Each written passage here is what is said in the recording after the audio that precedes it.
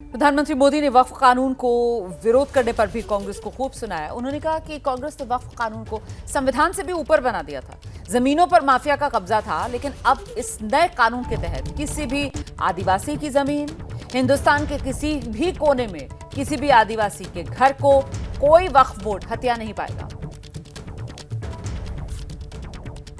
कांग्रेस की इस कुनीति का सबसे बड़ा प्रमाण वक्फ कानून है। देश आजाद होने के बाद 2013 तक वक्फ का कानून चलता था, लेकिन चुनाव जीतने के लिए,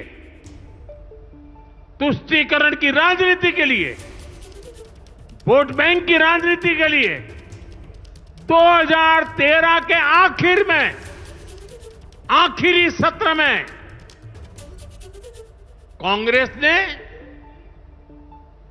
इतने सालों तक चल रहे वक्फ के कानून में आनन फानन संशोधन कर दिया ताकि चुनाव में वोट पा सके। वोट बैंक को खुश करने के लिए इस कानून को ऐसा बना दिया कि बाबा साहब आंबेडकर के संविधान की ऐसी की तैसी।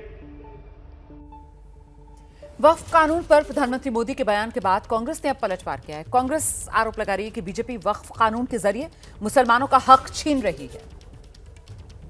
पार्टी मुसलमान पर वक्फ के नाम पर इस कदर एहसान करती है कि वो हक को छीन लेती है और रेवड़ी दान करती है। ऐसा वक्फ संशोधन आप लेके आए हैं जिसको जमहूरियत भी खारिज करती है, जिसको संविधान भी खारिज करता है, और विपक्षी लोगों की बात और मुसलमान की बात आप सुनना ही नहीं चाहते।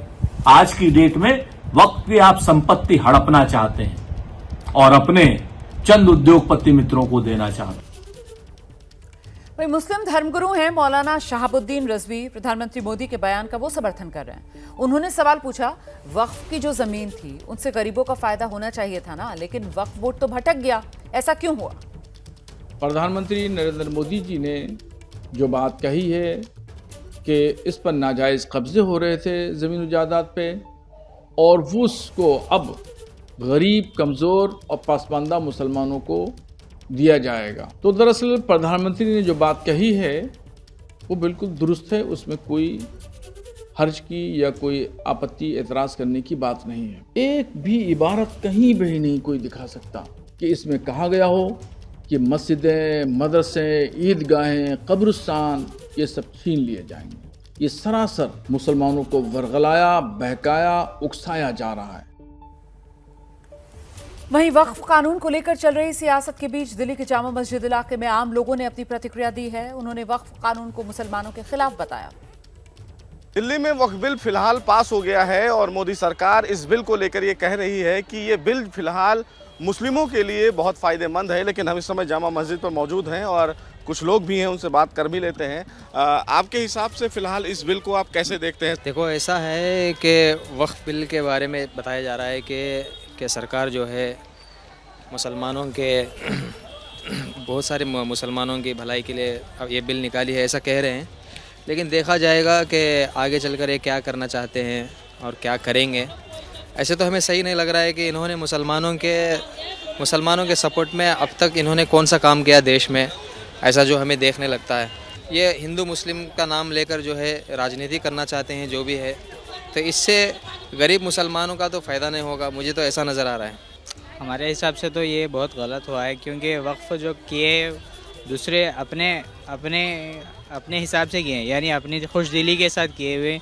ये किधर कैसे इस्तेमाल करेंगे किसी को पता नहीं है, लेकिन वक्फ जो किया हुआ है वो मस्जिदों को और जो है मदरसों को इसके लिए इस्तेमाल करने के लिए थोड़ा बहुत तो कामयाबी हो सकती है। फ़ायदा क्या, नुकसान भी नहीं हो रहा, फ़ायदा भी नहीं देख सकते। वैसे मुस्लिम कम्युनिटी भी सहमति रहेगी, जैसे सरकार रहेगी वैसे सहमत रहेगी। बिल्कुल सरासर गलत है। ये तो मुसलमानों को गुमराह करने की साजिश है एक, ये बिल्कुल गलत है। वक्फ बोर्ड में जो भी हो रहा है ये बिल्कुल गलत है। वक्फ बोर्ड है जो काम कर रहा है वो सामने आ रहा ही नहीं रहा, जो आ रहा है वो हकीकत में जो है ही नहीं।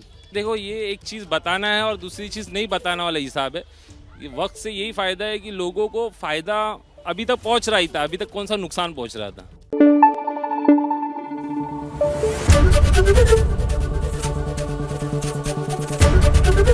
एबीपी न्यूज़ आपको रखे आगे।